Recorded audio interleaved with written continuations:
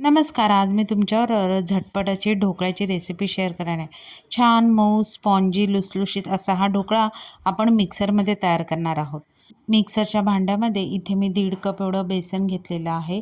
3/4 cup एवढं पाणी घ्यायचं, 4 टेबलस्पून एवढी साखर, 1 चमचा एवढं सायट्रिक ॲसिड, 2 टेबलस्पून तेल, 1 चमचा मीठ, 1/4 टीस्पून एवढं हळद घ्यायची आणि मिक्सरमध्ये छान अशी बारीक पेस्ट करून घ्यायची आहे. मिक्सरमध्ये पेस्ट फिरवून घेतल्यावर त्यामध्ये आता आपल्याला बेकिंग सोडा घालायचा आहे. आता इथे 3/4 टीस्पून एवढं मी बेकिंग सोडा घातलेला आहे आणि तो ॲक्टिवेट करण्यासाठी थोडंसं पाणी घातलेलं आहे आणि एकाच दिशेने छान असं कंटिन्युअसली फिरत राहायचं. आता इथे ग्रीस केलेल्या पॅनमध्ये मी हे जे मिश्रण आहे ते ओतून उकळलेल्या पाण्याच्या टोपामध्ये आपण हा जो ढोकळा आहे तो 15 मिनिटासाठी वाफवून घ्यायचा आहे. आता वाफेपर्यंत आपण इथे चटणी करून घ्यायची.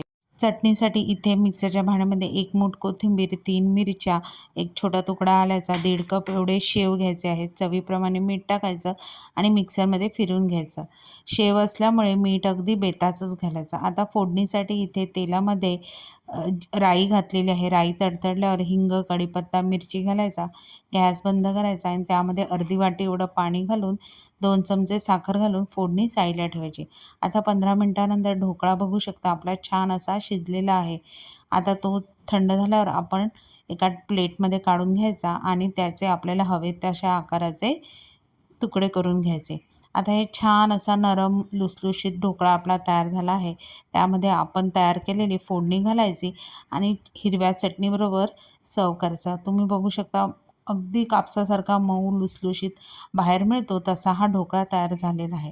रेसिपी आवडली तर माझ्या चॅनलला नक्की फॉलो करा. Thank you.